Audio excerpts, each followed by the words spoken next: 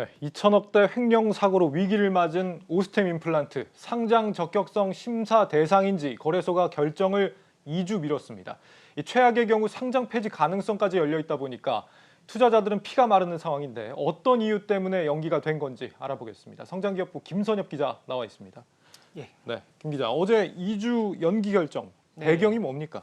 일단 오늘 아침에 그 손병도 한국거래소 이사장이 직접 이 이유에 대해서 밝혔는데, 오늘 이제 그 신년 기자간담회에서 그 검토에 필요한 자료가 충분히 제공되지 못했기 때문에 이렇게 좀 연기를 하게 됐다, 이렇게 밝혔고요. 네. 근데 이에 대해 오스템 임플란트 측은 거래소 측이 요청한 자료는 모두 제출했고 제때 제출했다, 좀 이렇게 또 그 입장을 밝혔거든요. 일단 들어보시겠습니다.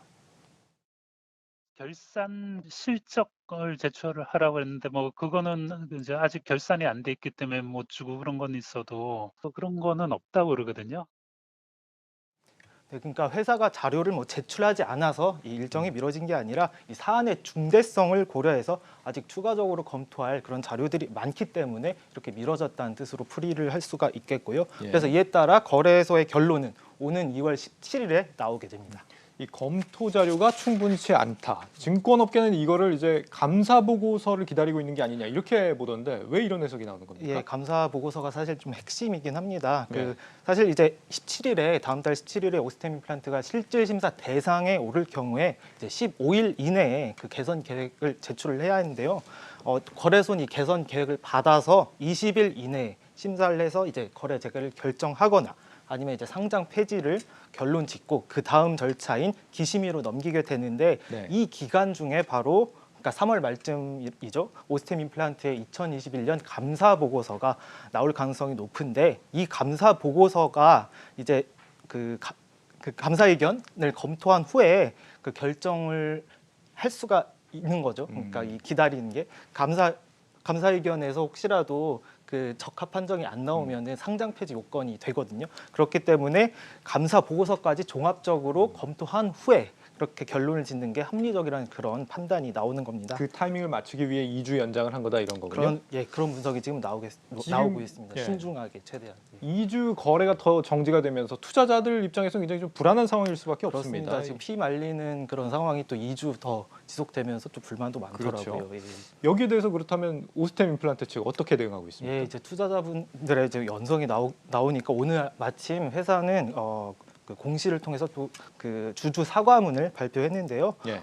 이 사과문을 보면 또 거래 재개 시점을 또 최대한 앞당기기 위해서 모든 역량을 좀 집중하고 있다, 이렇게 썼고요. 또 외부 회계 법인과 개선 계획 수립에 착수했으며 또 확고한 내부 통제 시스템과 경영 개선 계획을 준비하고 있다, 이렇게 좀 명시를 했습니다. 그러면서 또 작년도 잠정 실적도 함께 공개를 했는데요. 2021년 매출액을 보면 오스템 임플란트는 8,229억 원을 기록했고요. 이 예. 수치는 전년 동기 대비 30% 증가한 그런 수치고, 또 영업이익 역시 1,418억 원으로 전년 동기 대비 44% 증가한 것으로 나타났습니다.